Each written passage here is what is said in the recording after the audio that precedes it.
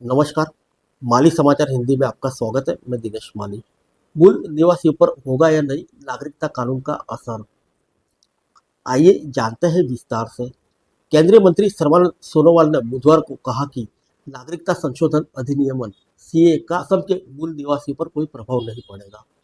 केंद्रीय बंदरगाह, जहाजरानी, जलमार्ग और आयुष मंत्री ने दावा किया कि समाज के सभी वर्ग सरकार से खुश है, भले ही उनकी जाति, नस्ल और धर्म कुछ भी हो, क्योंकि सरकार ने पिछले 10 वर्षों में उनके हितों की रक्षा की है।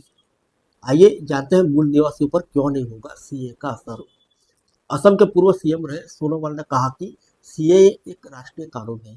विपक्ष बेबुनियादी भड़काऊ बयानों से चाहे जो भी स्थिति पैदा कर रहा हो, इससे असम के सामान्य और पढ़े लिखे नागरिकों पर कोई असर नहीं पड़ने वाला। आम लोग जानते हैं कि कानून उनके हितों को प्रभावित नहीं करने वाला है और वे कानून की असलियत जानते हैं। असम के मूल निवासियों के हितों पर इसका कोई असर नहीं होगा। सोनोवाल ने कहा कि लोगों को भड़काने के लिए बयान देने की कोशिश हो रही है। कहा जा रहा है कि लाखों विदेशी आएंगे और असम के लोगों की पहचान को नष्ट कर देंगे, लेकिन ऐसा कुछ नहीं होगा। केंद्र सरकार ने हाल ही में नागरिकता संशोधन कानून के नियम लागू कर दिए हैं, जिसमें पाकिस्तान, बांग्लादेश और अफगानिस्तान के ऐसे गैर मुस्लिम प्रवासियों को भारतीय नागरिकता मिलने का रास्ता साफ हो गया है, जिनके पास दस्तावेज नहीं है और जो 31 दिसंबर 2014 से पहले भारत आए हैं। लोकसभा चुनाव पर सोनोवाल ने कहा कि हमारे राजग एनडीए के लिए 12 से ज़्यादा सीटें की उम्मीद कर रहे हैं।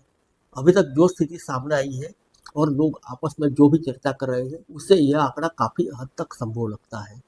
भाजपा ने असम की 14 में से 11 सीटों पर अपने उम्मीदवार खड़े किए हैं, जबकि उनके सहयोगी असम गण परिषद ने 2 सीटों पर और यूनाइटेड पीपल्स पार्टी लिबरल ने 1 सीट पर उम्मीदवार उतारा है। वर्तमान में लोकसभा में राज्य से भाजपा के करीब 9 सांसद हैं, जबकि उनके सहयोगी एजीपी और यूपीपीएल का कोई प्रतिनिधित्व नहीं है। कांग्रेस के पास 3 और एआईयूडीएफ के पास 1 सीट है, जबकि एक अन्य सीट पर निर्दलीय का कब्जा है। फिर मिलेंगे अगले बुलेटिन में अन्य किसी खबर के साथ। तब तक के लिए इजाजत दीजिए। नमस्कार।